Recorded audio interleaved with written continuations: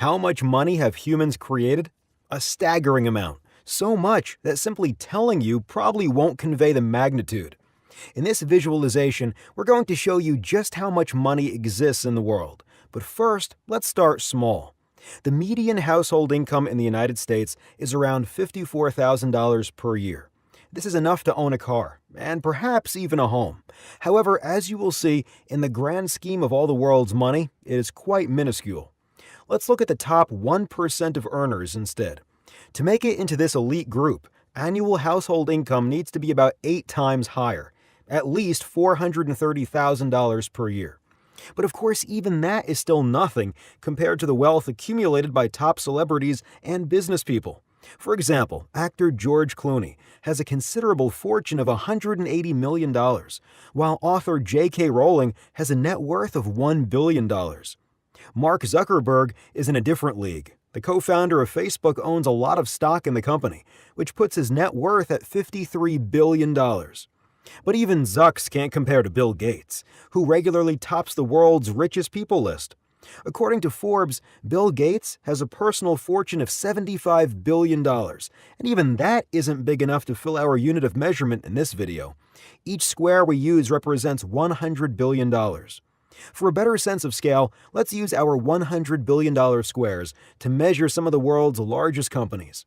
Consumer goods giant Johnson & Johnson is worth roughly 3 squares, while oil company ExxonMobil is almost 4. Apple, the world's biggest company by market capitalization, takes up 6 full squares. Yet those companies are puny when we compare them to the total amount of money that humans have created. Let's look at cold, hard cash. Globally, there are $5 trillion of physical coins and bills around the world. This number includes US dollars, euros, yen, and all other physical currencies issued by central banks. When we add people's checking accounts to the mix, the amount grows to $28.6 trillion of easily accessible or narrow money. If we add money market accounts, savings accounts, and time deposits, we have what economists call broad money, totaling $80.9 trillion. Remember, only $5 trillion of this is actually physical in nature. That means the vast majority of money is actually digital, only existing on your bank statement. Crazy, right? Well, things get even wilder as we venture into the world of Wall Street. Here is the value of all the stock markets in the world. Remember those big companies we showed earlier? They make up just a tiny fraction of the market. What about global debt? The full amount of debt in the world, everything from student loans and credit card debt to the amount countries owe, is an astonishing $199 trillion. Nearly 1/3 of that amount has been accumulated since the global financial crisis in 2008. The United States national debt makes up about $20 trillion of total global debt, and it has increased rapidly since the year 2000. Amazingly, the amount of debt accumulated by the U.S. federal government is bigger than the value of all of the world's physical cash, gold, silver, and Bitcoin together. And while the scope of global debt is massive, even that total is eclipsed by the notional value of the derivatives market. If that term seems familiar, you may remember that a type of derivative called a credit default swap was partially to blame for the 2008 financial crisis.